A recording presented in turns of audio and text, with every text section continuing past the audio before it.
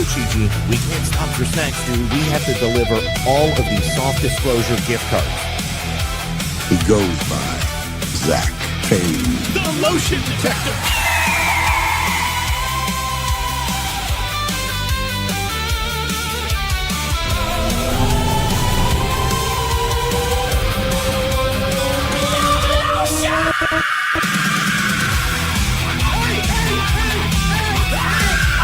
Hey, stop fighting over the beer brand.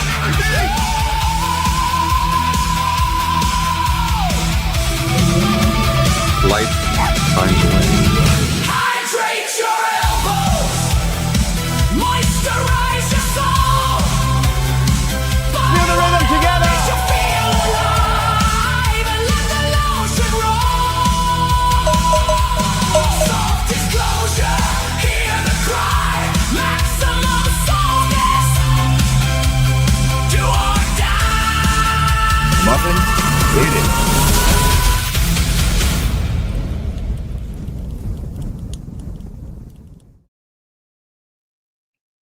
Legendary work by Zach Payne. All right, as you can see, Burning Bright is not here. So instead, we are bringing on a good friend of mine, my pal Josh. He is a literature professor and a screenwriter in Louisiana. And so here is Josh. And Josh, before we get talking, let me just introduce the show, especially because we have a bunch of new viewers tonight joining us from Rumble. Good evening, everybody. Welcome to Badlands Story Hour. I am Chris Paul. That is Josh sitting in for my buddy Burning Bright. And tonight we are discussing Bulworth from 1998, written, directed, and starring Warren Beatty, as well as Halle Berry, Sean Astin as the mostly silent cameraman, Christine Baranski, Oliver Platt, and many others. Very interesting film. And Josh, welcome to Badlands. Welcome to Badlands Story Hour. I'm very happy to have you here. And this was actually a Josh selection. So why don't you tell everybody why you liked Bulworth and why you wanted to talk about it on this show? That is a great way for you to get out of all the people who hate the movie. but no, I picked it because I think it's right in the center of what you guys on your wonderful podcast. Honestly, I just picked the movie because I wanted to get to talk to you for an hour or so.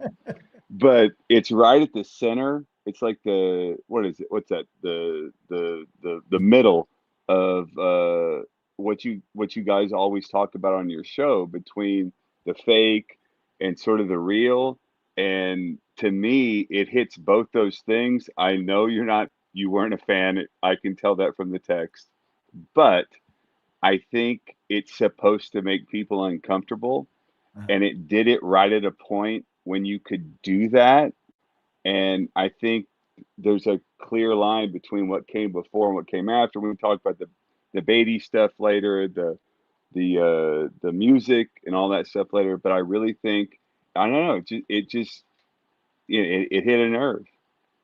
Yeah. Okay. And so, by the way, I don't hate this movie. I thought it was pretty good, charming in ways. It was just so chaotic that it wasn't like one of those fun, comfortable watches. Right. But I think, in terms of movies that work for this show, this movie's actually been on my list for a year or more because of the crossover between the political world and the movie world, and how this kind of just it's obviously both things. A lot of the times we focus on films that it kind of has this undercurrent of cultural relevance. No matter when the film was made, it kind of comes back and touches something in this moment. And I think that this film actually does that pretty well. So let's kind of just like flesh out what it's about. We have a senator here from California.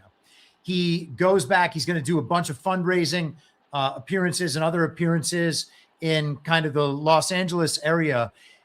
But he has already hired a hitman to kill him because he is suicidal and doesn't want everything that he's done all this terrible work for to just go for nothing. He wants to set his daughter up. His wife's like with another man. He doesn't care about her.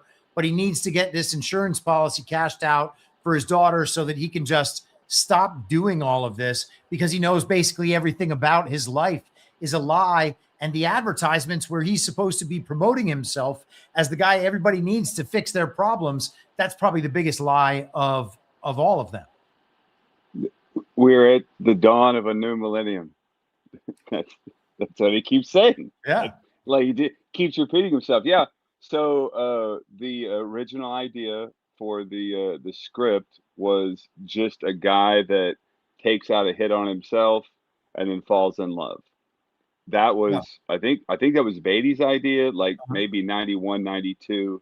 He adds the political stuff to it, and I think that's what makes it what it makes. Wow, that's interesting. So you're saying that the political stuff wasn't front and center for him. He didn't get like inspired by rap music and how dishonest the politics were on both sides in those days. Well, I think he or maybe got that inspired came by later. Yeah. I mean, you can get inspired later, but yeah, that was the crux. You know, and another interesting thing about this movie is that it came out in May of 1998. Saw it with my friend Brennan, and we were not expecting to see that movie. We were like, we saw the trailer and it was something else, and it was great, but we just thought it anyway.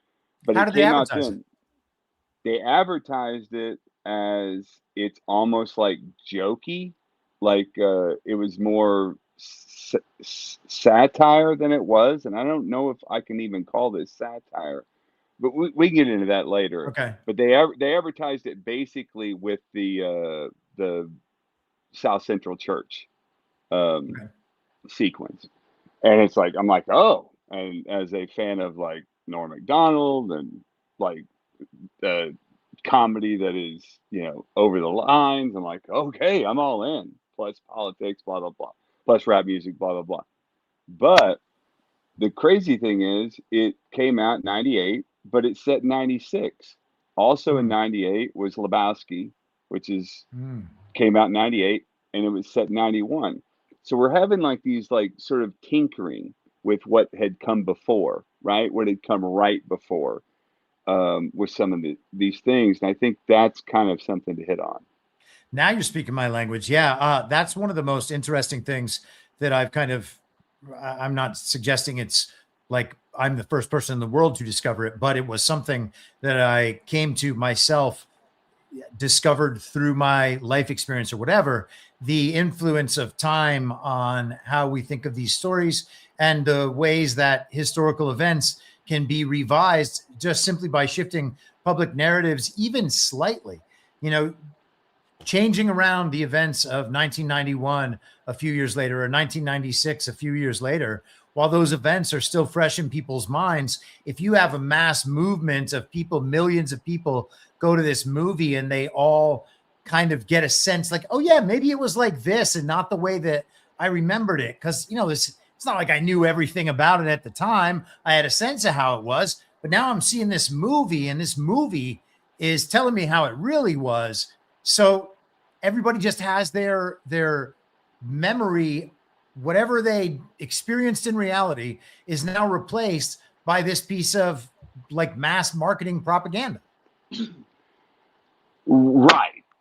Now, I don't go all in with, I think it's all mass marketing propaganda or whatever. And this movie failed at the box office.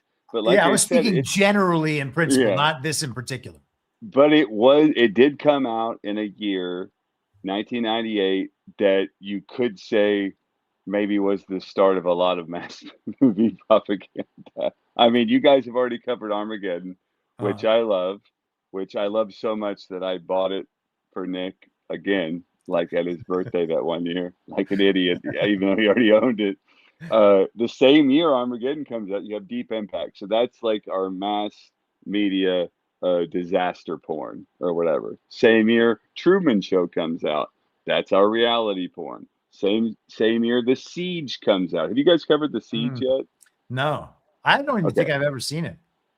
Okay, well that'll be the next episode I'm on if you don't get canceled after this. But you're uncancelable. Okay, Hopefully. Kami. I There got you go. I got Yes, your I merch. saw I that. got your merch. Nice I work. got I your like merch that. on. Yeah, So cancelculture.com. so yeah, so you got the Siege, which okay, you have to watch the Siege, which is basic. It predicts 9/11, and Mhm. then the Patriot Act in the same movie. Wow. So you got that. There's just all these things happen in '98, and our friend Dallas was telling me the other day how he thinks '97 was the last great year for movies, like classic movies before. And he's not. I'm not subscribing him to your think that everything is fake or whatever, but like '97, it all had like everything was like great, good, and then '98 it was like it started being programming. Mhm. And I think Bulworth sits right in the middle of this, and it makes us uncomfortable in a very good way. But that's what Beatty's always done, and we can talk about Beatty's career and the connections to these other movies. And I've got a ton of notes on this movie in particular, but that's Awesome. how I feel like about this point, Um, about this point in movies. we did Arlington Road as well, which is 99, 99 but it's still in that same supposed to be released in ballpark. '98. I Oh, think. I really? mean, Okay. yeah. Well, I knew I know that it's Mark Pellington. You know what else Mark Pellington did? I think that we talked about his work at the time, but I don't recall offhand. The music video for Jeremy. No kidding. Well, that's Yep, an interesting combination no kidding. of pieces. So he's talking about the Pearl Jam song Jeremy, and the music video famously had a kid being shot in his classroom or shooting himself as his He shoots classroom. himself. Yeah. Yeah, yeah. Um, heavy stuff, man.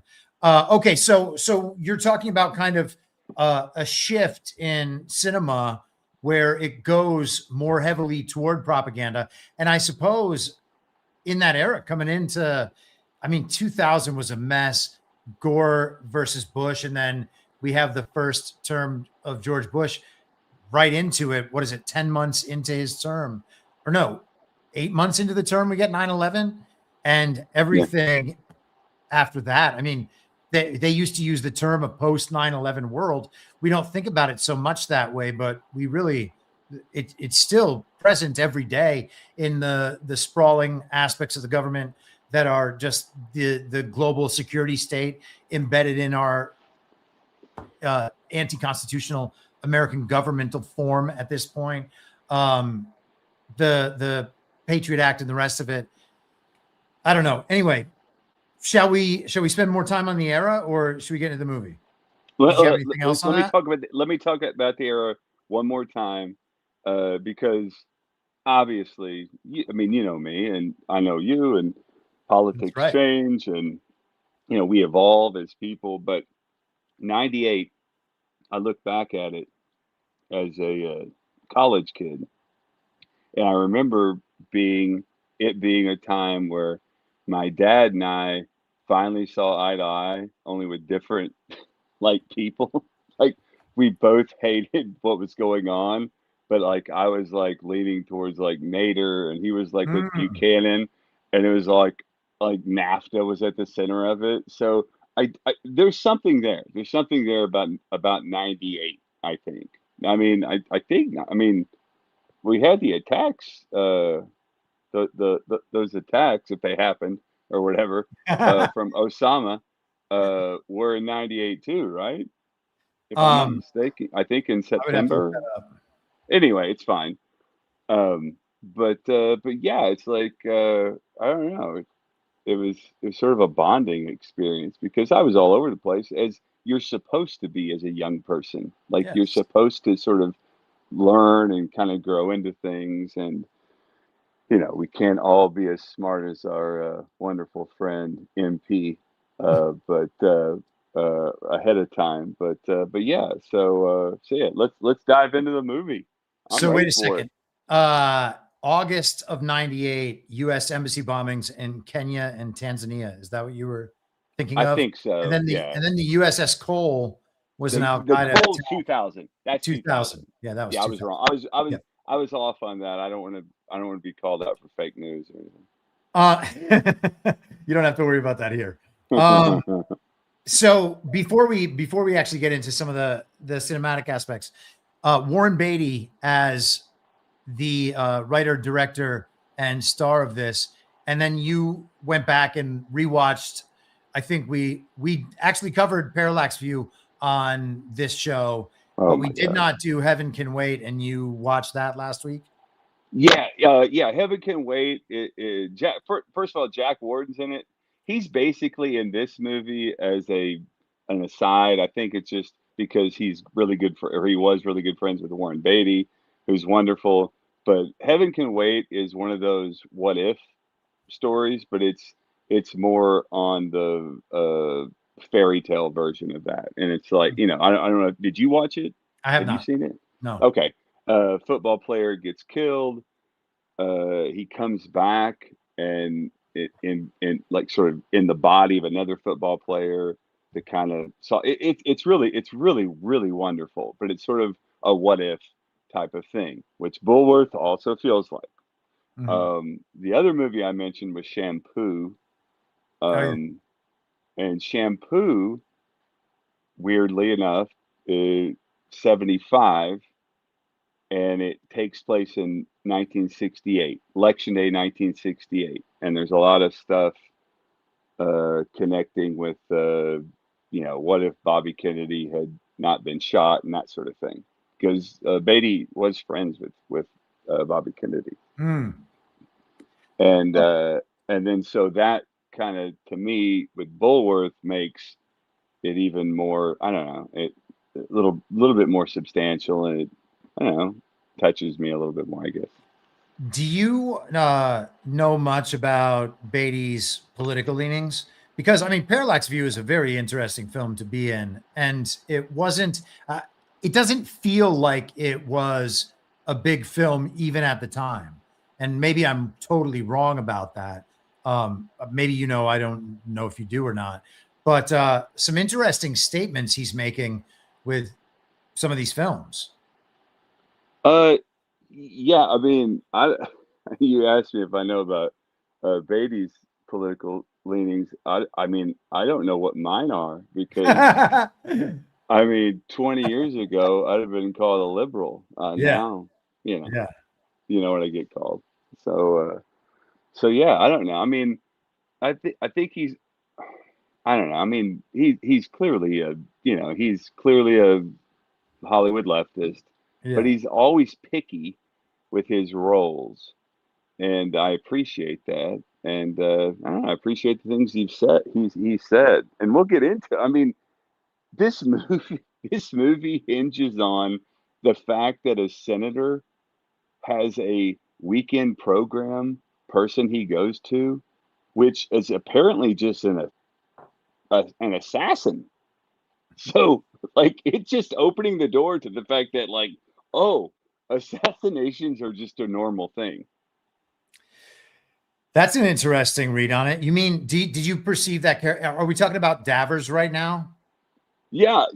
I mean, Is the he like a weekend fixer? project. Is that's kind of like a political Yeah. fixer or cleaner or whatever? Yes, it's right Huh. there. It's in the first 10 minutes Mhm. that it basically establishes that. I mean, if he's doing it now, he's like, okay, who I need this is the first time I've done this where and I haven't seen the person. Yeah. Then he gives him the thing, and it's really funny. It's a great, and I gotta say, this is maybe my favorite Beatty movie No because kidding. of his reactions. Like, he's just so funny and like laughing about it. But like, if he shows him that, because the guy says this is the first time I've done this, when nobody that I don't know the person who's like that we're killing, that means he's done it for him before. Yeah. So uh, he's admitting up front that political assassinations are the norm. And I suppose in some sense they are the norm. I've been kind of rewatching some of Mad Men over the last couple of months. Me too. And it's nice. I can't believe we Yeah. haven't talked about that. Uh, It really like strikes me how they have an episode that's kind of centered around each one of those assassinations over the course of the 1960s, and then the social reaction and the rest of it. And of course, all of that is processed through a lens of the Obama administration, essentially. So it kind of takes on its own tone from the current political climate, even though they're showing events from the 1960s. But yeah, I mean, assassinations have been part of American culture for many decades now, and then it kind of went away for a while. I guess maybe because the people who need assassinations were in sufficient control that they didn't have anyone who they needed to kill. But now we just get assassination subplots all the time. And all of these events at this point are just so hard to take seriously if you're me. So that kind of changes up what it means to be delivered an assassination event by the political power structure. Right. So what do you mean that political assassinations went away for a while? Well, I don't feel like today we're at least the high level ones were really a part of our normal like news consumption time. School shootings, we got a lot of those. Terrorist events, we got a lot of those. But assassinations of leaders in America, do you know what I mean? Yeah, I do. Maybe I'm just forgetting examples. No, school shootings is an interesting one too because of when this movie comes out. This movie comes out in May of 1998. Mhm. There have been a few school shootings that are politicized and mediaized or whatever, and then Columbine comes the next May or April '99. So that's an interest. I mean, I don't know. That's something. But I don't know. There was a point where I looked it up, and there was as many school shootings before Columbine as there were after. No kidding. Nobody covered them, and it was like I don't want to get into like weapons or whatever because I have many, but it just ended up being the caliber that was different. It's not like the kids that were different. That's interesting. Now we have them constantly, and they do get covered, and people kind of check out on them. I mean, my perception at this point is that the school shooting events last in the news cycle for a day or a couple days and go away. And anytime one of these things happens, to the extent that there are real people who have to deal with the tragic consequences of these events, obviously that is awful, and we can pray for the victims of these scenarios and the rest of it. But from a detached level, we should understand that these things are like intelligence and paramilitary operations designed to terrorize the American public. And we can call them terrorist acts. I have no problem saying that they are terrorist acts, but to pretend that they're like these random isolated events where a kid gets some weird ideas online and then gets a gun from somewhere and goes and does this sort of thing all on his own. Man, there's just too many anomalies with all of these events. There are too many coordinated messaging campaigns that just roll right out as soon as the event happens to really ascribe the sort of reality that we thought these events had throughout our entire childhood and even our adult life up to 10 years ago. For me, maybe some people are kind of tuned into this long before I was. Of course, that's true, but yeah, I don't know. We don't have to get deep into that unless you want to. No, I mean, we're at the dawn of a new millennium. No, that was the joke I was going to do the whole rest of the podcast because that's such a great bit in the movie. But no, yeah, I hear you. I don't hear you all the way. I mean, I think there's certainly the opportunity that there are loonies out there, but Sure. I think both things can be true. Yes. Yeah. So and both things can be true in the same event, by the way. Correct. Yeah. Correct. But again, just bringing it back to the movie, 98, like that again, it's just this crux point where like I don't know, man. I was in just to get some of my background that nobody wants to know or cares about or whatever. But I was like, everybody wants to know you, Josh. yeah, right. So I mean, I was ready to be like a high school teacher, and I swear to God, I was like taking all the classes, everything, and then the Columbine thing happened. I was like, you know what? I think I'll do college, and I can just not go to my office ever, and I'll be safe the whole time. And it That was worked out. yeah, I get. Well, no, there's even another story about that. Like the place that Nick and I went, Arkansas, there was like a shooting there. While you were there?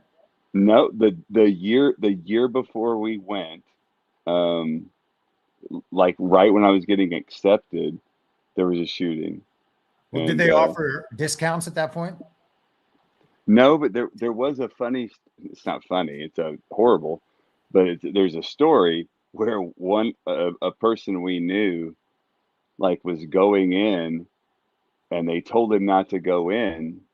Like there were cops there because they thought there was a shooter on the roof, and he's like, "Well, why can't I go in?" Just because these idiots don't know what to do. But nevertheless, um, two dead in Arkansas. Let's talk about Bulworth. Let's do it. Okay, so go ahead. What? Okay, so Kick it off. the first sign the first image we get the chirons about it's 1996. We get the Dole stuff. We get all that stuff, and then the first thing we see is it's raining in Washington. So it's not lovely to look at. I love Washington. I love going. I love the history. It's one of my favorite places to be in the Really? world. Wow. I've taken my family there 3 times. I've been there 5. I love it. Do you know that But there's going to be a reflecting pool in a ballroom now? this is the first I'm hearing of that. But the first thing we see is a "Do not enter" sign. That's the first shot of the movie, which is kind of nice. I thought that was a nice touch. And then we get his offices, and we see the shots of, you know, Malcolm X and MLK, and they would both hate AOC so much. And he get his ad rolling. Don't know if you noticed this too, but every time his secretary answers the phone, it's like the names. I actually wrote these down. The names are Chow, Ling, Chong. These are his contributors. Like that's in there. And then you have this diegetic, I think it's called diegetic stuff that's in the background with the TV. And we see OJ on the TV. Actually see the Knicks on the TV. We see all this stuff. There's so many things we're seeing all at once. I don't know. I think it's a great opening. It may be chaotic to you, but I don't know. No, I didn't find that part of it chaotic. I thought that was I thought that was good. And it was kind of funny because his faces were so dramatic. And the first thing you do is meet this guy sitting in the dark, hating himself, hating how he looks and sounds on camera, hating the fact that he's saying these tired, supposedly clever lines. Again, I mean, that's what so many politicians are now. And he breaks that mold over the course of the film, which is kind of funny because that's what Trump did in many ways. And I think that stuff is super important because we had been taking politics just so seriously. All of these different political figures are just such self-serious people, and just always the pretense, always the manner of speaking and the gestures and the rest of it. And Trump was like, I'm not doing any of that. I'm just going to come in here and talk how I talk and say the things that I think. And, somebody tells him that they want him to say certain political things. You can tell when he's reading off the teleprompter and he switches stuff and he makes fun of what's in there. And there's something very natural and authentic and appealing about that. And, you know, they riffed on it in Bulworth, but that was kind of like Jay Bulworth, according to his political advisors, should have immediately face planted in politics and be done. And that's not how it went at all. Right. And I didn't think we'd bring up Trump at all tonight. You're joking, I But think. yeah, I am. I'm Okay. completely joking. Good. Okay. I was like, wow. The big that's like the elephant in the room. But yeah, I completely agree. It was. I'll dive into it now. I had it sort of posted a little bit for later. So the thing is, because we see those shots early on, we see Martin Luther King and Malcolm X in that shot, right? We're panning through, and we see the pictures on his wall, and some of that is obviously Beatty doing his whatever he's doing, whatever he's pandering to, whatever he's like. Everybody's entitled to their own beliefs or whatever. But there's a few shots where we see Robert Kennedy, and there's one where we see Beatty with Robert Kennedy. And this time that I started watching this for this podcast, it got me thinking that same way Shampoo, which you haven't seen, which you will, we'll do it on podcast 594 or whatever. Okay. That's gonna be a while. Yeah. So with Shampoo, it takes place in 1968. It's still lingering that RFK has been killed and all this stuff, but it inspired that movie. And what's kind of weird about Bullworth, again, which I mean when I'm talking about when it sits on that crux, is that RFK is there in the movie, and then we move from that. And I don't know if you have seen this or not, and I tried my hardest to find it, and I couldn't. I think it's been scrubbed from the internet, but there was a meme in like 2016. I didn't mean to rhyme, but it's Bullworth, so what the fuck? Where it's Bernie Sanders coming out of Bullworth's mouth. Right? Did you ever see that? Man, something about it sounds familiar, but okay. Let me see. You couldn't find it? I could not find it. It may have been scrubbed from the internet. I really don't know. But here's my point. My point is we movies used to be inspired by politicians, and then after that, it's like politicians were like trying to latch onto movies or something. Does that make sense? Yeah, it does. And I think that there's some additional relevance in this film with the crossover between politics and hip hop culture since this era, you know, and I mean, I'm sure you have plenty of stuff on that. And we can get into that for a little bit, but you know, Barack Obama used to have Jay-Z and Beyonce come to his like huge events before elections, and even had them come to the Hillary Clinton event. I think it was in Chicago 2 nights before the election in 2016. Kanye West visiting Trump down at the White House, Trump getting rappers out of prison. And one of the big things that I think has, I was talking about this yesterday with someone in regards to influencers, but celebrities used to communicate to us all of these different kind of social values, and they would model behavior for us. They would show us what stuff we should want to buy.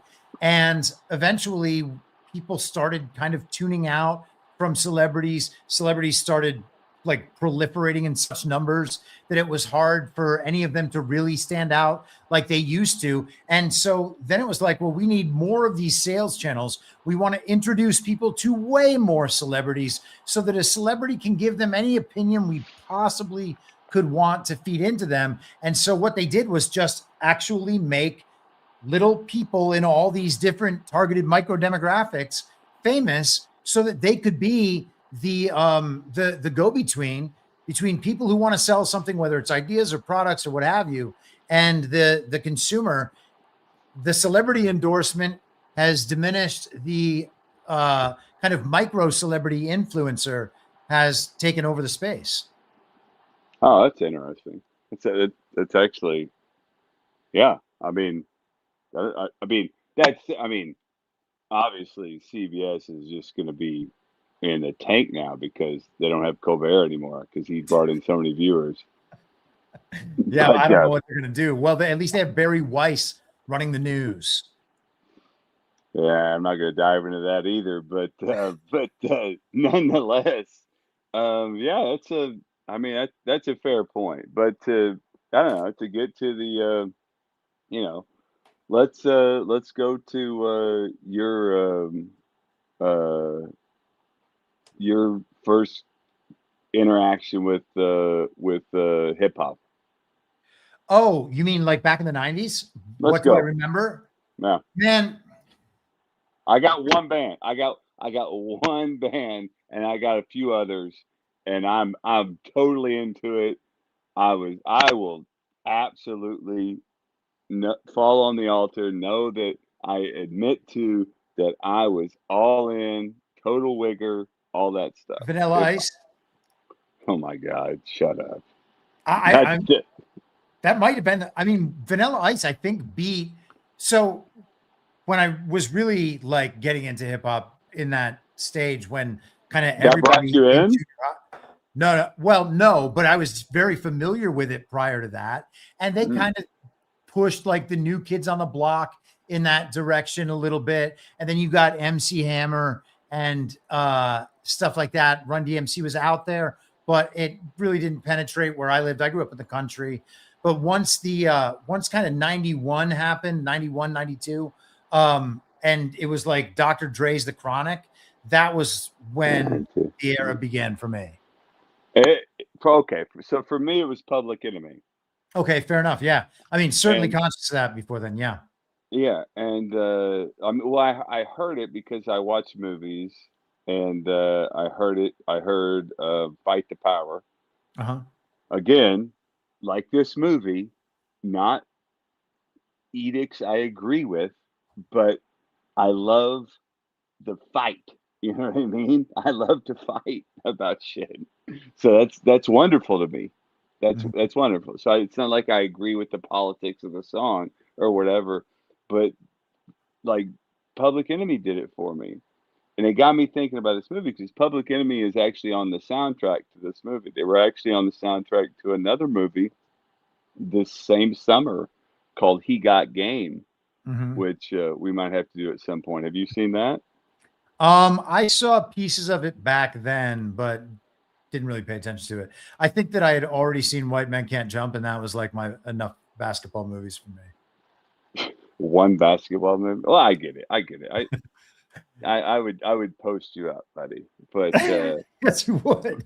But Public Enemy like spoke so much to me when I was a kid, not because of any politics I could understand. It was like politics I was trying to come into or learn or whatever. And they were raging against the machine, so to speak. So it was great. And they had a song in 1994, and you can look this up, and I'll send it to you after we get off the podcast here. There's a song called "Race Against Time," and it came out on their '94 album. And this is after they're sort of not popular anymore, because what's popular at that point is like gangster shit and drugs and whatever, blah blah blah. But there was a point where Public Enemy was actually saying some really profound things. And they had a song called Race Against Time, and it was about the World Health Organization putting out a fake pandemic. And it blows my mind to listen to it now. I'm gonna look these lyrics up now. Look them up. right, who did it, who, pandemic, World Health Organized, murder rise, more prayers to the booty I rocked it. I got it all. I got them all. They're all Wow. in my head. Wow. Yeah. And then we go from that to, they're like, hey, everybody wear a fucking mask. Like at our shows at Holiday Inn or whatever. Wherever Oh, the you're fuck. saying in 2020 they Yeah, went from yeah, 30 years ago or 26 years ago calling out fake pandemics and the corruption of the World Health correct, Organization, and then in 2020 they are pro-mask. correct.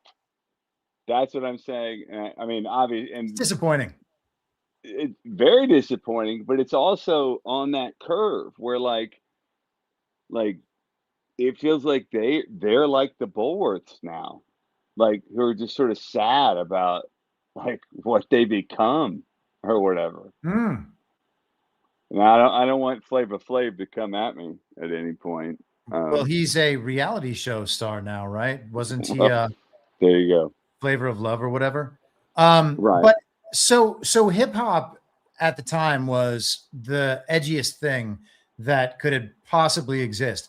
Like, we should have been getting in trouble for listening to The Chronic. You know, I was listening to that at 13, and at the time, I don't know, it felt rebellious and fun and cool and like something that no one had ever done before. I remember listening to that and Ice Cube and Wu-Tang, and I still love Wu-Tang.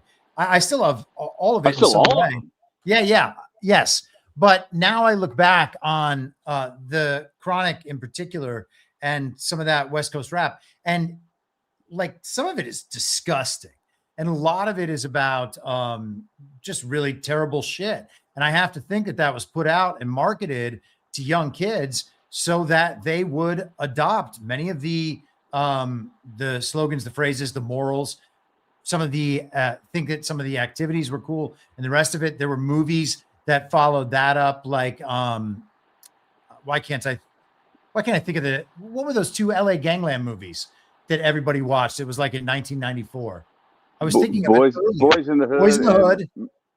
and Menace to Society. There you go. Yes. And so kind of I don't know if all of either them. of those were saying to do this. It almost Well, said to get out of this. Oh no, I'm not suggesting that those movies were promoting it, and even the music to some extent was describing the horror of it and whatever, but it's still communicating, hey, there is this part of the world, this is what people in that part of the world do. And even if you get past the drugs and the violence and the robbery and the assaults and all the rest of it, then you just get into what you're doing to bitches and hoes and tricks. You know what I mean? I look at that stuff now and think, would I want my child as a 13-year-old to be listening to that music? I think the answer is no. And I look back on it myself and I think, oh, they indoctrinated the nonstop incessant use of the N-word into my brain. And then as soon as everybody my age knows that that's the word in all the songs that Black people call each other, then it's like, hey, don't you ever, ever, ever think about saying that word anywhere, even if you're rapping along to one of these songs, or you are racist for the rest of your life. Nectarine? Yes. No, nuclear. Nuclear is the N-word.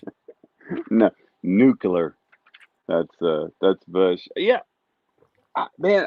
I don't know. I don't know. And I mean, did you? This is a weird. We got to get back to Bullworth at some point.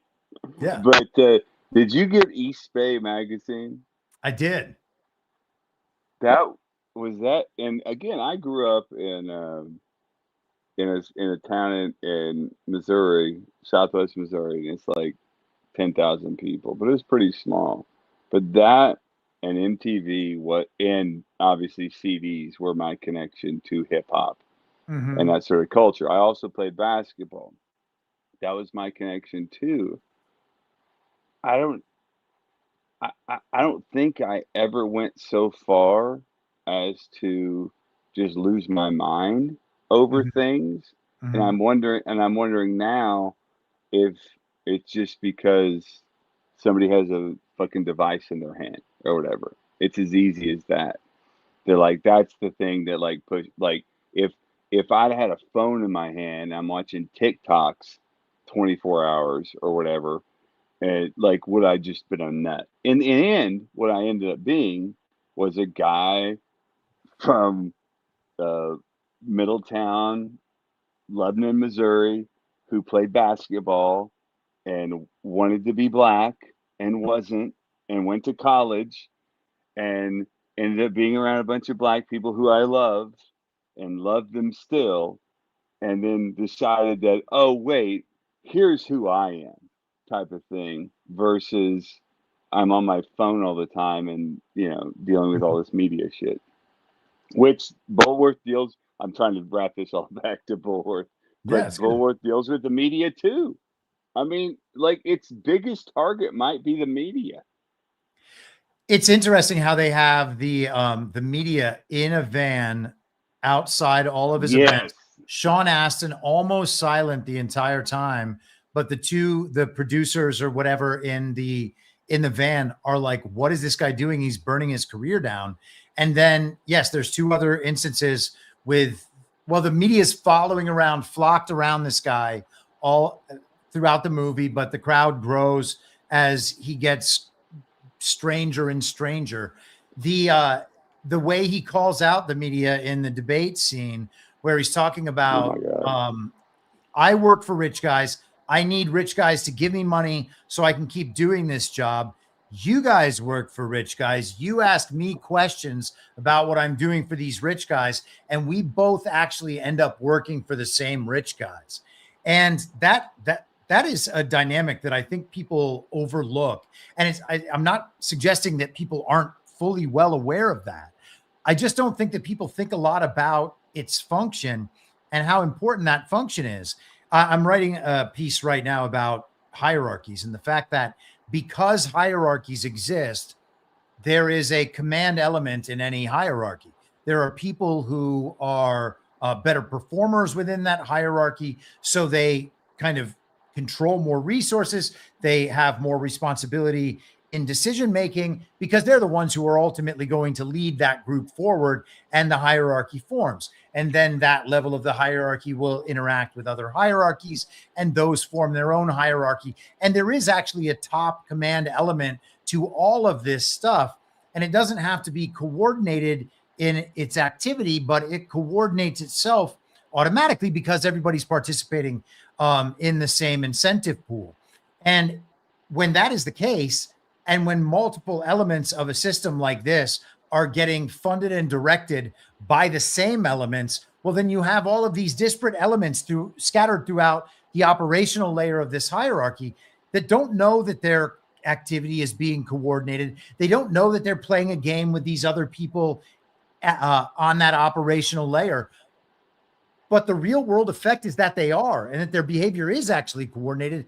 And if they were to coordinate it directly amongst one another, it probably wouldn't even flow as freely and operate as effectively as it does because it's decentralized and it's just the spontaneity of their own like market behaviors operating this entire conspiracy. And so it's on display in that scene is what I'm trying to say. No, I think that's very well said. It's said more well than I could say it, and more passionately. Well, that's Um, good because I think about it all the time, and you don't. So if you were saying it better than me, I would be in real trouble. um, I can give you some details about how the film was shot, and do Go for it. now? I was sort of joking there, but like you should notice, and you can notice this on the second time around. There are so many blues and reds Yep. in the movie, like purposefully. He's doing that on purpose. There's also greens, which Yep. mean go, like, and that's in the rap club scene. Like, just, I mean, it's beautiful. I mean, we haven't even talked about the people in this movie. I mean, oh my God, Don Cheadle was on a fucking can I cuss on this show? Yes. Yeah. Sorry. He was on a roll at this point. Like he was in The Goat, Boogie Nights, this, Out of Sight, like right in a row. It was unbelievable. I mean, just killing it. Mm-hmm. Isaiah Washington, who never had anything bad happen and get canceled for after that. Halle Berry crushing it. I mean, just so many great things, but like the visuals, the reds, the blues, the greens, also good. I was thinking that Warren Beatty might have done this movie just to star with Halle Berry as his romantic opposite. Oh, that was actually a joke I was going to make to you later. Like, Damn hey, it. wouldn't it be great if I play this senator who is kind of out of style, and I don't know, I get Halle Berry to dance with me like drunkenly, Yeah. whatever. Yeah, I, she is a wonderful looking woman. But do you notice?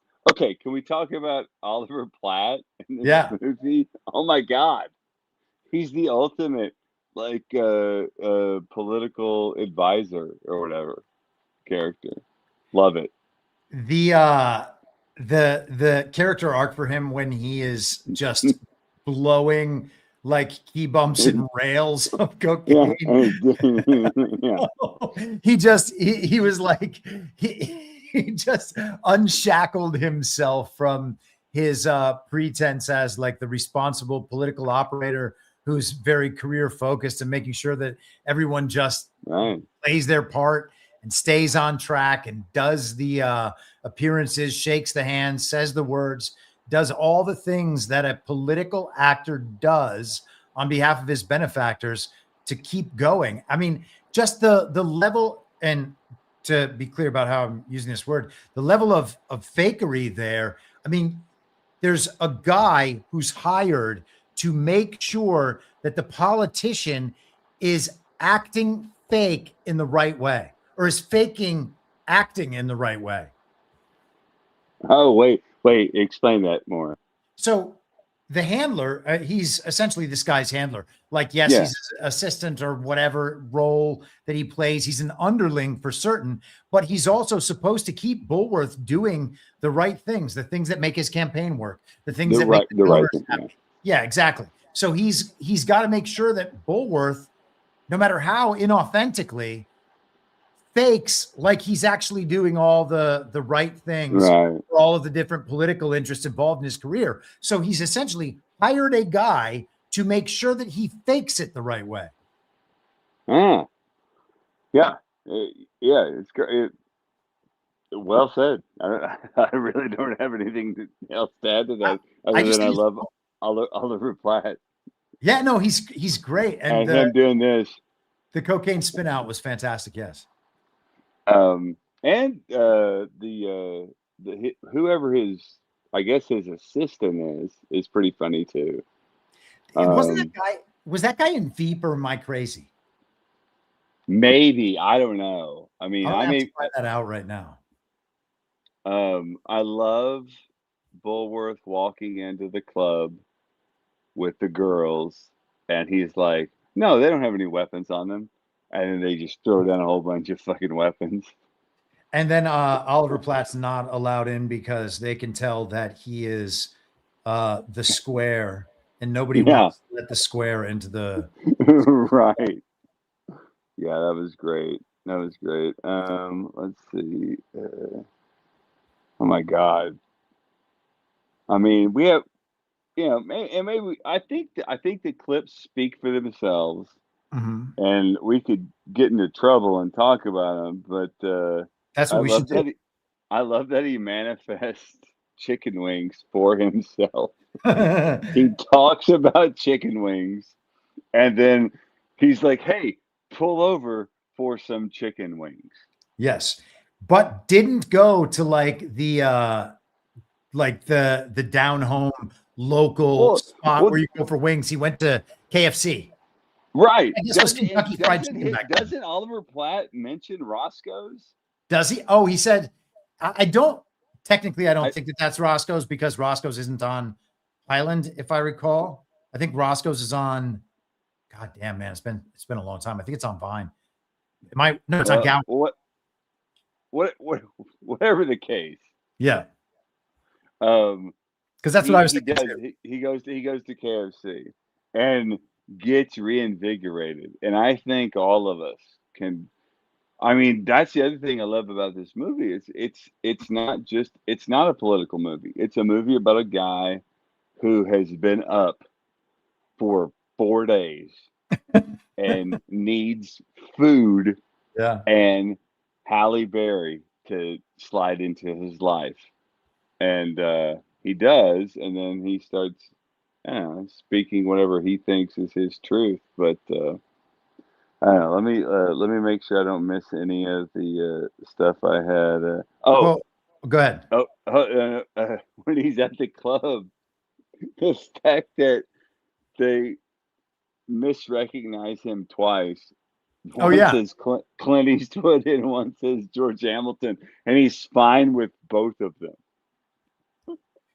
And George kills Hamilton appears later. Yeah. And as does one of the Baldwins. Damn it, I forgot what I was going to Oh, I'm sorry. No, that's fine. Here. I can talk. I can vamp if you need. Yep. Like, By one all of my favorite things about this movie is how many real figures from the 90s like just appear. Like we hear about them, we see them in the background. I said, diegetic or whatever earlier, but like we see OJ, we hear about Clinton, we hear about Dole, we hear about all this stuff. It's really fascinating how well he works all that stuff in. Yeah, and just the fact that he's like combining that much real world political stuff that the audience is going to know because that was the big news of the day, and how he puts it in the fictional context. I'm always especially interested when I see movies do that. I remember what I wanted to ask you. What is your feeling about that strange little homeless man that keeps showing up in different scenes and approaching him and telling him to sing and telling him to find the spirit so that he doesn't become a ghost? Oh, okay. So you know who that is, right? By all means, tell me. African American poet, and maybe have won I'm sure he's won some sort of award, and I'm glad I'm on this podcast so I won't get like slammed for not knowing. But yeah, he's a poet. So I think, to me, that's all about the difference between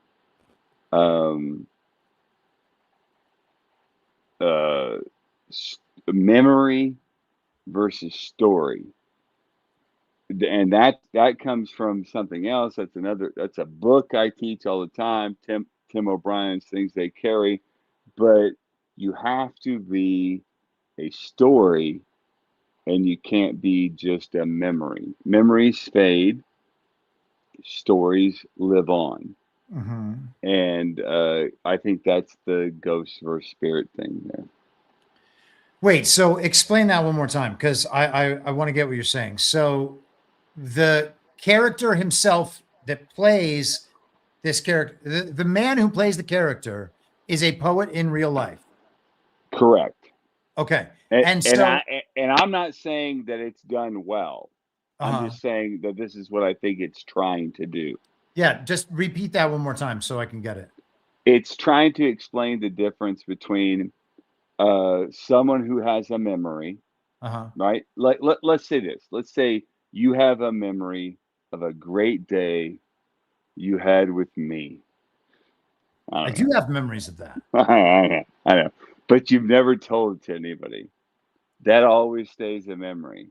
Mm-hmm. But if you turn it into a story, and tell it to somebody, and they hear it and they know it's a story, then they can tell it later on. Got it. Does that make sense? Yes. And so is this, and you're saying this is no, I'm saying this is the Broncos game. Sorry. Wait, are you watching the Broncos game right now? No, I'm saying this is the I mean, for fuck's sake. I mean, I'll never forget for the rest of my life watching the Broncos come back from 22 down in the fourth quarter with you guys. Oh my God, yes. And then Monday or Tuesday or whatever it was, I watched the Knicks come back from 22 down with 7 minutes left. It's incredible. Do you think it's because they both have blue and orange as their? I think it's because Nick has some sort of special magic. Well, that could be true. But anyway, my thing, all jokes aside, that's the difference between ghost and spirit. It's memory versus story. Got it. Okay, so that makes sense and is cool. And he kind of gave me the vibe that I get when I see that thing appear from around the corner after the diner scene in Mulholland Drive. Oh wow. That wow. I think about that creepy character way too often, probably because the first time I saw it, I was like, that was a movie. I used to watch movies like while I was falling asleep, and it doesn't matter if it was like the first time I've ever seen the movie or the 50th time I've seen a movie. But I think that the first time I was watching Mulholland Drive, I fell asleep and like woke up during that scene. I was like, what the hell is that? Oh my God, you should not watch that movie the first time while you're falling asleep. Good I've watched it many times. What were you thinking? Yeah. Oh. So, yeah. I mean, and again, it's a famous poet. And I will, again, I'm going to get his name wrong if I try to pronounce it, and I don't want to do that. But yeah, I think that was sort of the point. Not one of my favorite parts of the movie, but it's an all over the place movie. I just wanted to make sure that he wasn't the spirit that entered Bulworth and became Bulworth's like spirit rapper.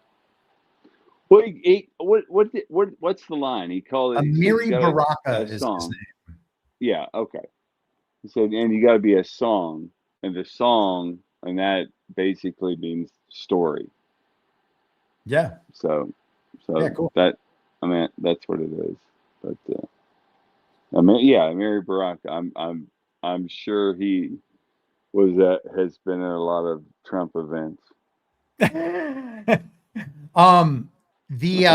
You wanted to, I think there was something you wanted to touch on with the scene where Halle Berry tells Bulworth to guess her age, and he's off by a few years, guesses a little younger, and then she nails him at 60, like just kind of got him dead to rights. Oh my God.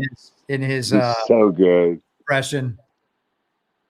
Oh my God, it's such a good scene. And it's like Warren Beatty, God love him. Same week, I think, maybe within a week, maybe it came out 1 week before, 1 week after, but Robert Redford does The Horse Whisperer, right? Mm. And that whole movie, it's like gauzy, like photography where you can't see any wrinkles on his face. And then you got this movie where Warren Beatty's like saying like, how old do you think I am? And she like tells him straight up, and he looks bad the whole movie, and he owns it. I kind of like that. I don't know. That may have been the thing that I don't even give a shit about the politics of the movie or anything about the movie. I think that's the thing I liked about the movie the most, is that like Warren Beatty was like, you know what? whatever. I'm doing this, you know? I'm not going to have any intimate time with Halle Berry if I don't do this movie. Well, Go ahead. no. Seriously, no. Go on. I was just I was kind of floored about the Democrats don't care about African Americans, because it kind of reminded me of this, and I bet you know what I'm going to do. You don't know? Wow. Well, I don't know. I mean, I very know they disappointing. don't. I know they don't. Oh my God! Thank God. Remain in the area. The destruction of the spirit of the people of southern Louisiana and Mississippi may end up being the most tragic loss of all. George Bush doesn't care about black people. I love that the Curb Your Enthusiasm Yeah, song I didn't started know that was popping. coming. It started popping there. I love it's an honor that I am on a podcast with you and Kanye West. Yeah, It's my favorite it's an thing in the honor for world. me too. And who could have thought this was ever possible? But it's true. It was true in 1998. It was true in 1965. It was true in 1865. I mean, they don't. And it's also true what Bulworth said in his kind of long rap monologue in that final interview, that he said, you ain't got to be black to be a slave. And I don't think that they care a whole lot about normal white people or any of the other types of people either. In fact, you know, a lot of the kind of control system that operates in America and the incentive structure formed around telling white people, especially white men, that they were terrible, that we were terrible. Correct. I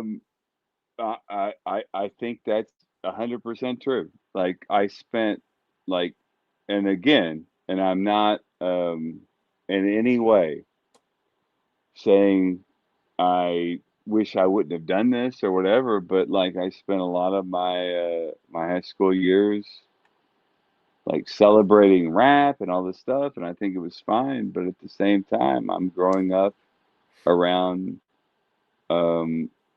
white people who literally are in the same positions that he's talking about.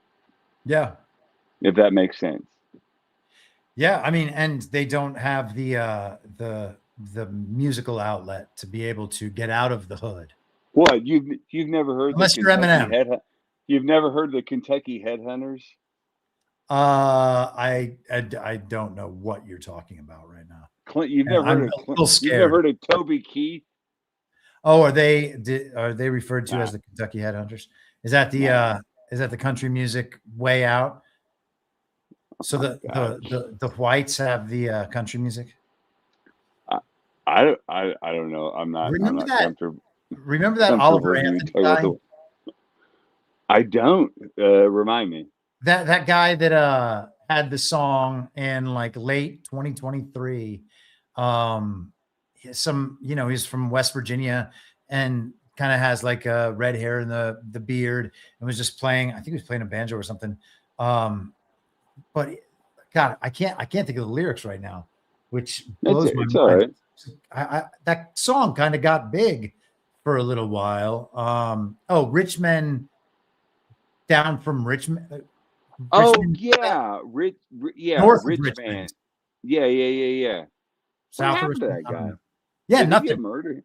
It was like murdered a few days. I thought he was a talented guy. I mean, I know people kind of had mixed feelings about that song, but I thought he had some good songs, and he just disappeared. Well, I tell you what, you better get that fucking Public Enemy song, "Running Out of Time" song, the Racing Against Time? Racing Against Time song on there. Got a few more things to say about this movie. Do it. I love the fact that he acts well when he acts better or whatever. Once he knows he has a clock ticking on his head, Mm. you know what I mean? Well, he becomes honest all of a sudden. Yeah. And there, have you ever read the Flannery O'Connor short story, "A Good Man Is Hard to Find"? I don't think I have. No. Okay, you absolutely should read it, and you should absolutely should read all of Flannery O'Connor. You would love her. Okay. But there's this scene at the end of a short story where um, this hypocritical grandmother ends up getting shot. But the big line is she would have been a good woman if she'd have had a gun to her head her whole life. And that's what I feel like Bulworth is.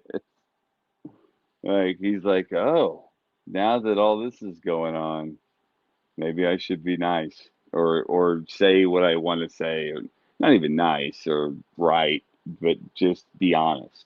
Yeah. You know what I mean? Well, the old kind of sports analogy that we've heard thousands of times, players talking about how, oh, well, our back was up against the wall. We had nothing to lose. So we just kind of went out there and did our thing.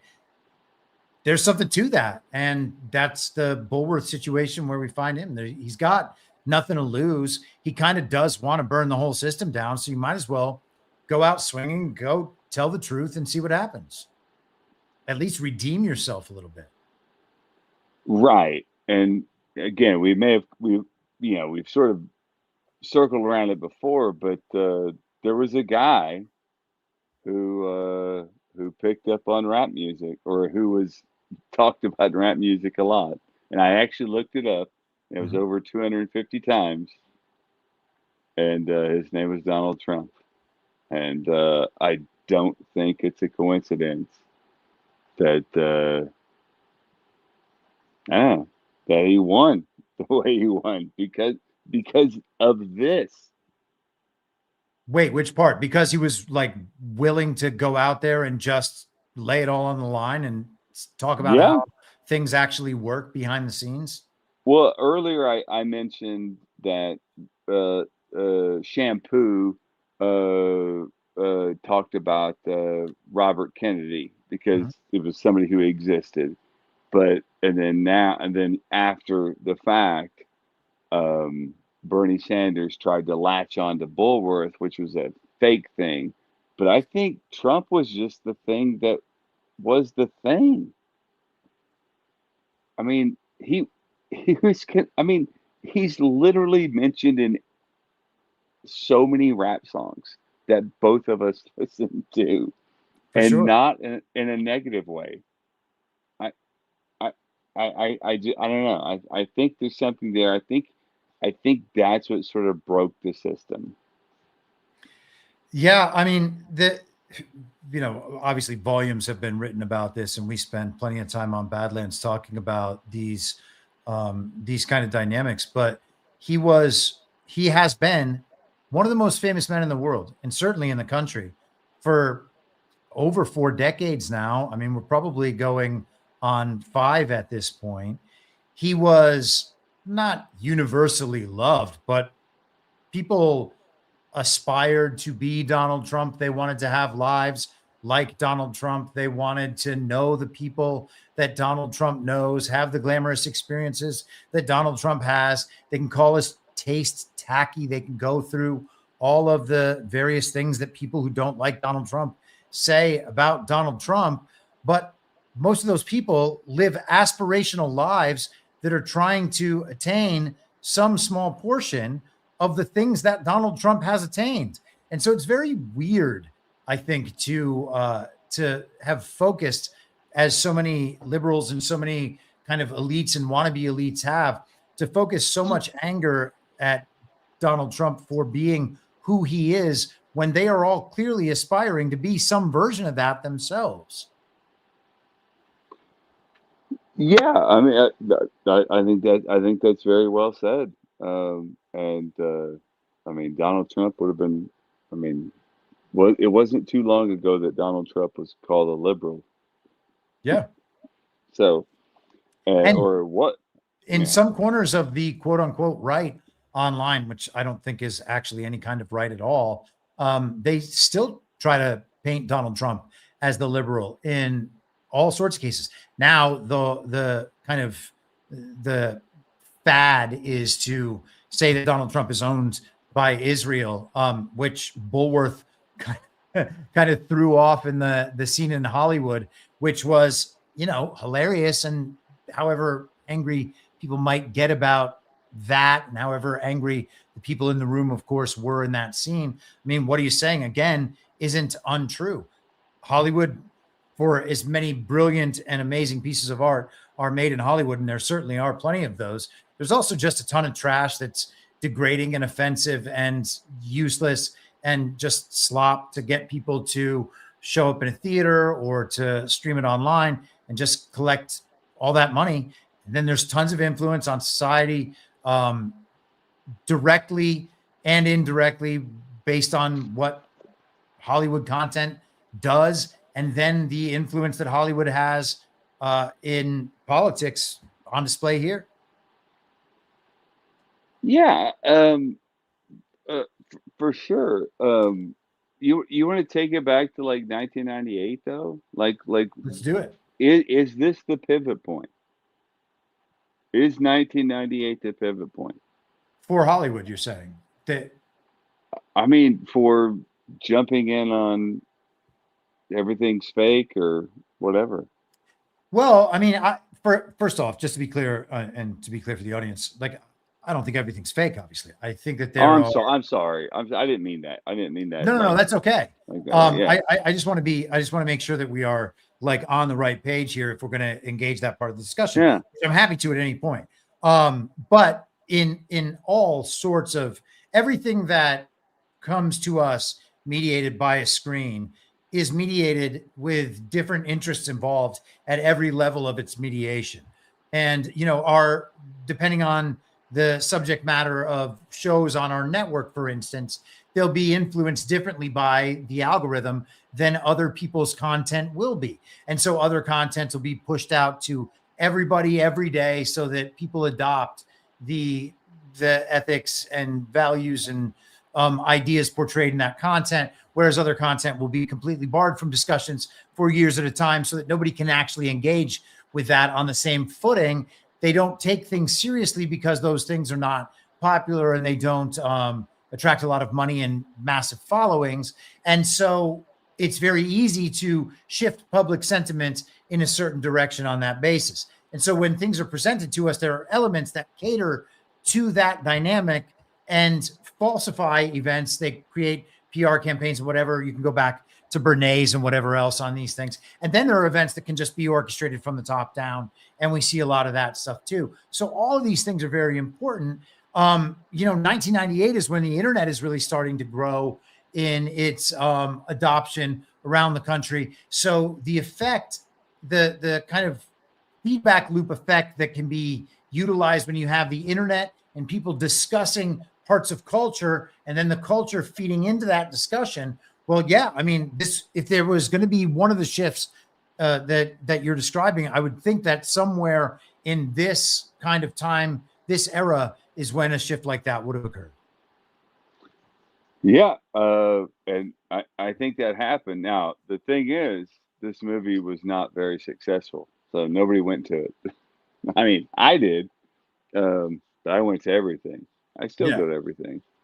I actually saw this the same week, or not the same weekend, but within the same week that I saw Fear and Loathing in Las Vegas. Oh, cool. Have you guys covered that yet? No, we should at some point. Maybe. I bet there's a lot of weird gems in that movie. That's one of the things about this show. I is watched like it a lot. It's fantastic. I love it. It's very quotable. It's funny, and it's really so you, honestly. Like you are my Hunter S. Thompson. That's very sweet, Josh. Thank you. Yeah, you're welcome. But You, but you yeah, wanna you want to hear an interesting piece of trivia, by the way, some go Hunter S. ahead. Thompson trivia. Mhm. So, do you know the very famous little news clipping of what purports to be Hunter S. Thompson's daily routine when it comes to his creativity and his eating schedule, the sorts of things he eats, and then, of course, the drugs he does and the cocktails he drinks. Have you ever seen that? No, I have. You have never seen this. Wow, I'm amazed. Hold on. Let me pull this up because I think it's worth it. But continue what you were saying, and then we'll come back to this. Not sure what I was saying before, but Hunter S. well, Thompson, Fear and I was Loathing. yeah. I was just talking about like '98, all that stuff, and I mean, again, I look back at it, and I was 20 at that time, and I'm just trying to find myself, and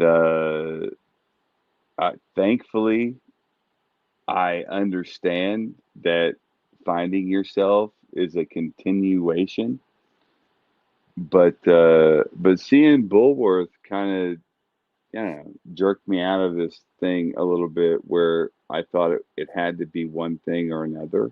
I Mhm. guess it had to be both and, or both, or either or both and, blah blah blah. And I don't know.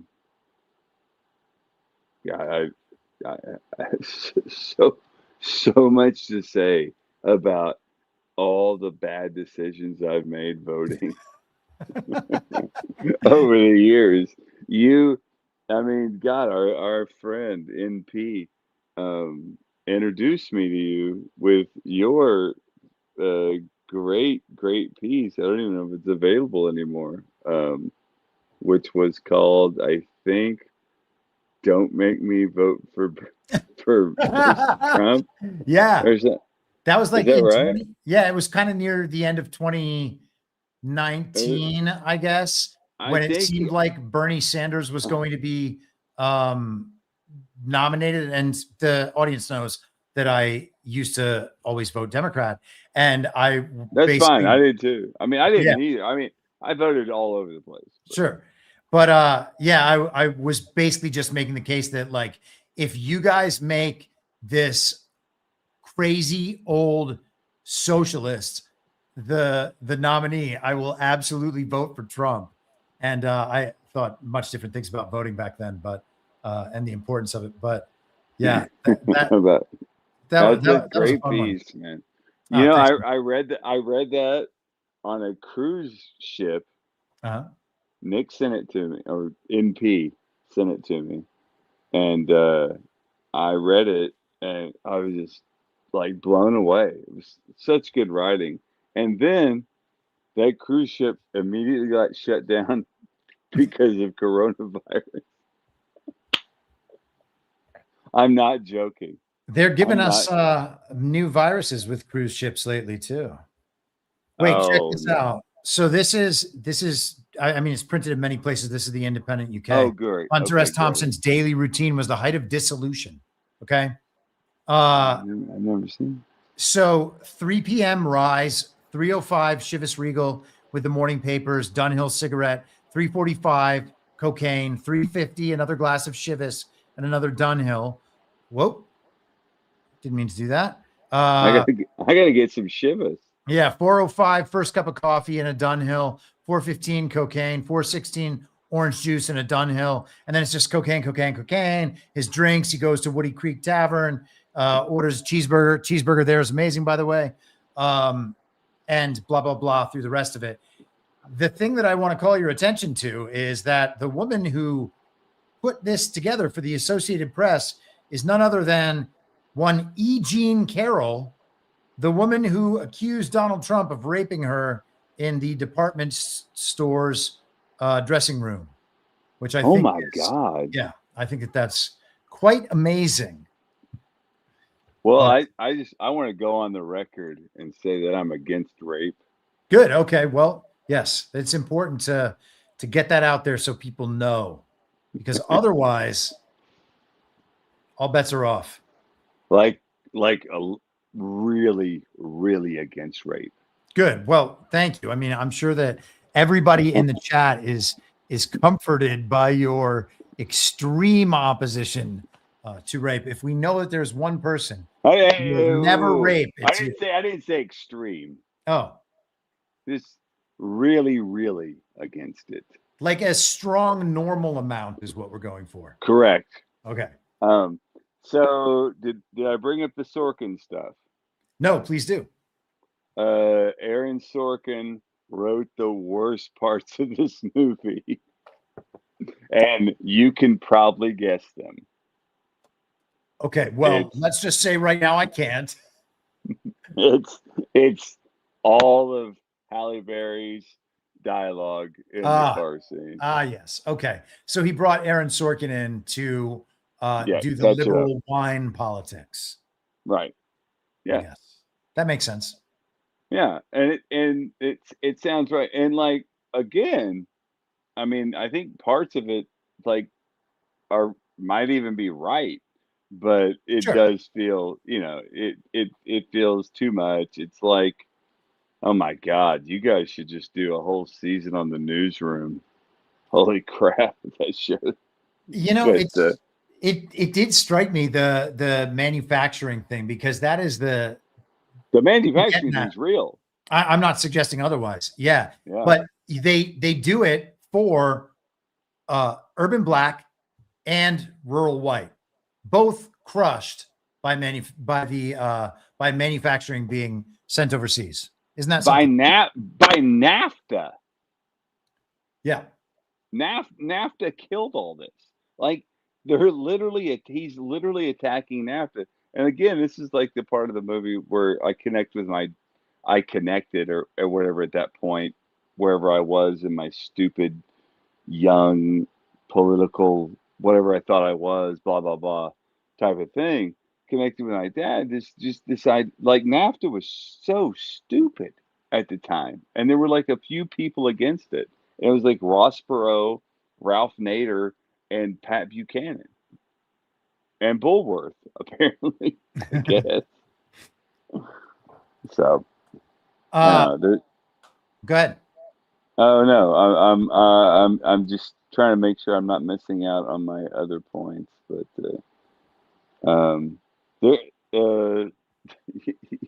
you put in the nappy dugout clip. Oh yes. And what an unfortunate phrase that is. It is, but I mean, is this movie like truly hinting at everything? Because that whole end of that rhyme is about if senators get it, blah blah blah. I mean, are we even diving into Epstein here? Well, that's interesting. You mean because he's talking about how available sex is for senators? Mm-hmm. Yes. Yeah. I mean, I guess you could take that reading. I guess I feel like maybe that's kind of a stretch, because he's talking specifically. He mentioned specifically the way that women fall for power, and certainly in Hollywood, I saw that dynamic everywhere all the time. So I have no doubt that that's correct for senators as well. But sure, I mean, there could be more to it than that. No, it was basic. It probably is a stretch. I know this.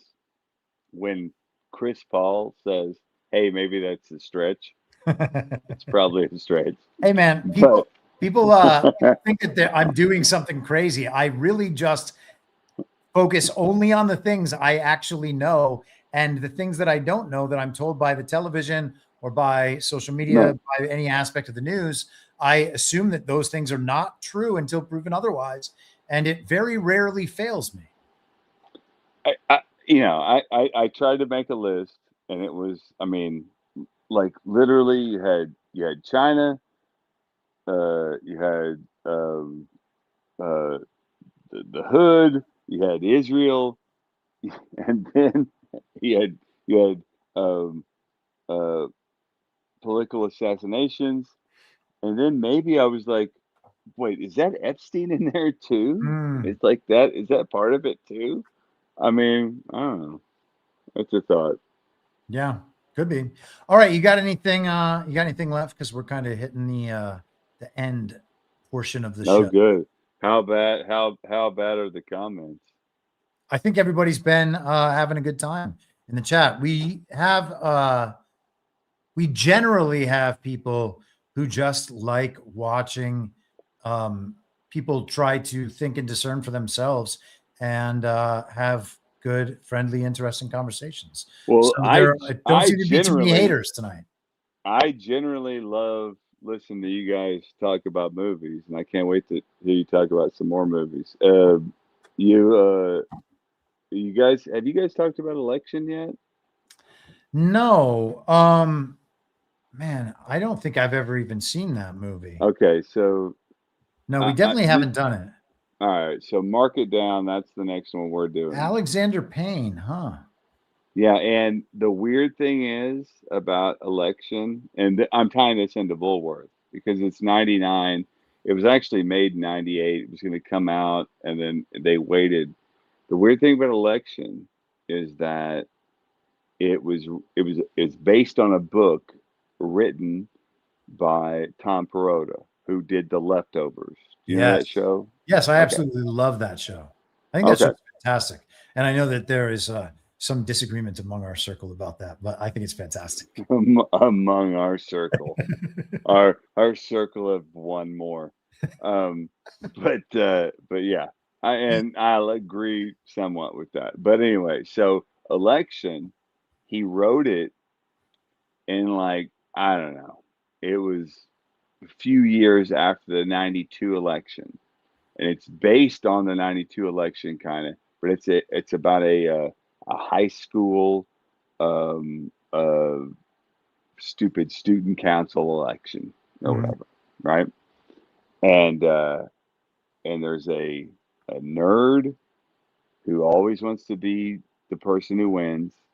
There's a jock who's just sort of the everyman, and then there's like a person who stirs up shit, right?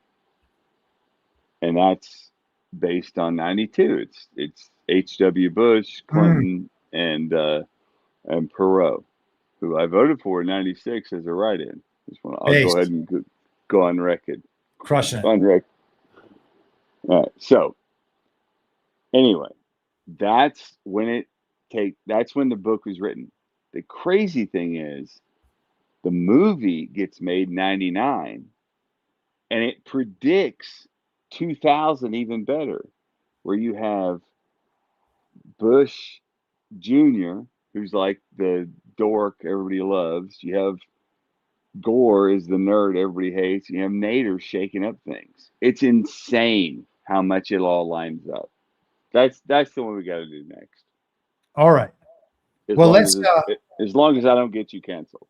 I don't think that, man, I'm not sure if you've heard the things that I've been saying for the last 6 years, but it's not gonna happen from this. Well, listen, like if it's insane if you don't do the movie called Election. Yes, I suppose at some point we do have to do that. And I really appreciate you like letting me watch the Knicks win as all this sort of that started. happened while we were doing this. Well, they were ahead by like 20, but I never feel like anything. I know I don't feel like anything's safe until all those ballots get counted in Atlanta at 2:00 in the morning. It do be like that. Yeah, it do be like that. It's good. God, I miss you, man. We gotta hang out again soon. Let's make it happen. We'll figure it out. We will. We'll do, and then election will be our next movie we do. All right, man. Well, Josh, thank you so much for taking the time and coming on, and thank you for suggesting Bullworth.